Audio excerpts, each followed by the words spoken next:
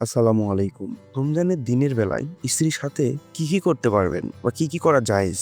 কেন রোজা রাখা ডায়েট করা থেকে অধিক স্বাস্থ্যসম্মত? আমরা যারা ডায়েট করি, শারীরিক চর্চা করি, তার থেকেও রোজা রাখা অনেক স্বাস্থ্যসম্মত। বার্ধক্যজনিত কারণে কেউ যদি রোজা রাখতে না পারে, তার হুকুম কি? আলহামদুলিল্লাহ, আজকে আমরা এই সকল বিষয় সম্পর্কে জানার চেষ্টা করব। আশা করি ভিডিওটি শেষ পর্যন্ত দেখবেন এবং চ্যানেলটি সাবস্ক্রাইব করতে ভুলবেন না। হ্যাঁ, এটি জায়েজ, বরং স্বামীর জন্য সহবাস ব্যতীত বা বীর্যপাত ব্যতীত নিজের স্ত্রীকে উপভোগ করা জায়েজ আছে। ইমাম বুখারী ও মুসলিম আয়েশা রাদিয়াল্লাহু থেকে বর্ণনা করেছেন যে তিনি বলেন, নবী সাল্লাল্লাহু আলাইহি ওয়াসাল্লাম রোজা রেখে স্ত্রীকে চুম্বন করতেন, স্ত্রীর সাথে মুবাশারা বা আলিঙ্গন করতেন বা জড়িয়ে ধরতেন, এবং তিনি ছিলেন তার যৌনকাঙ্ক্ষাকে নিয়ন্ত্রণের সবচেয়ে সক্ষম ব্যক্তি। যৌনকাঙ্ক্ষা নিয়ন্ত্রণ করা যদি আপনি পারেন, সেক্ষেত্রে আপনি আপনার স্ত্রীকে জড়িয়ে ধরতে পারেন। তবে রাসূল সাল্লাল্লাহু আলাইহি ওয়াসাল্লামের মতো নিয়ন্ত্রণকারী এই পৃথিবীতে আর কেউ হতে পারে না। সুতরাং সাবধান। ইউবা শিরু বা মুবাশারা করতেন, এ কথার অর্থ হচ্ছে স্ত্রীর চামড়ার সাথে তার চামড়া চোয়ানো, যেমন গালের উপর গাল রাখা, এ জাতীয় কিছু। উদ্দেশ্য হচ্ছে চামড়ার সাথে চামড়া লাগানো। এখানে মুবাশারা দ্বারা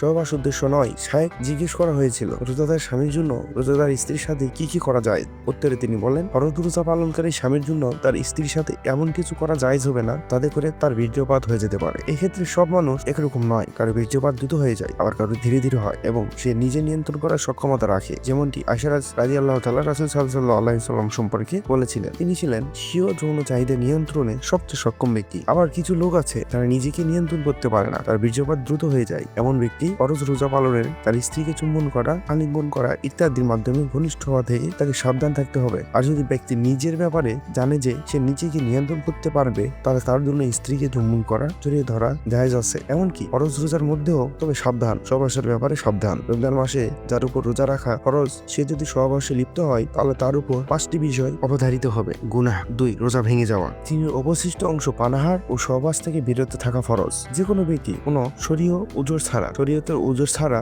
রমজানের রোজা ভঙ্গ করতে তার উপর বিরত থাকা ও সেদিন রোজা রাখা বা কাজা করা ফরজ। সেদিনের রোজা কাজা করা ফরজ, যে কারণ সে ব্যক্তি একটি ফরজ ইবাদত নষ্ট করেছে, যার কারণ তার উপর এই ইবাদত করা ফরজ। কাফারা দেওয়া, এই কাফারা হচ্ছে সবচেয়ে কঠিন কাফারা। একজন কৃতদাস আজাদ করা। কৃতদাস না পেলে লাগাতার 2 মাস রোজা রাখা, সেটাও করতে না পারলে 60 জন মিসকিনকে খাওয়ানো। আর যদি রোজাটি ফরজ রোজা হয়, তবে রমজান ছাড়া অন্য কোনো মাসে, যেমন যে ব্যক্তি রমজানে কাজা রোজা পালন করছে, এমন রোজা ভঙ্গ করলে 2টি বিষয় অবধারিত হবে: গুনাহ ও রোজাটি কাজা করা। আর যদি রোজাটি নফল রোজা হয়, তাহলে কোনো কিছু আবশ্যক হবে না। শরীয়তের বিধান হলো, যে ব্যক্তি রমজান মাস পেলে কিন্তু সিয়াম পালন করলো না বা সিয়াম পালন করতে সক্ষম নয়, অতিশয় বৃদ্ধ হওয়ার কারণ অথবা এমন অসুস্থ হওয়ার কারণে যার আরোগ্য লাভের আশা করা যায় না, তার উপর রোজা ফরজ নয়। তিনি রোজা ভঙ্গ করতে পারবেন এবং প্রতিদিনের বদলে একজন মিসকিনকে সদকায়ে ফিতরের সমান খাবার দিতে অথবা সকাল সন্ধ্যা পেট ভরে তাকে খাওয়াতে পারেন। কেননা আল্লাহ তাআলা বলেছেন, হে মুমিনগণ, তোমাদের উপর রোজা ফরজ করা হয়েছে যেভাবে ফরজ করা হয়েছিল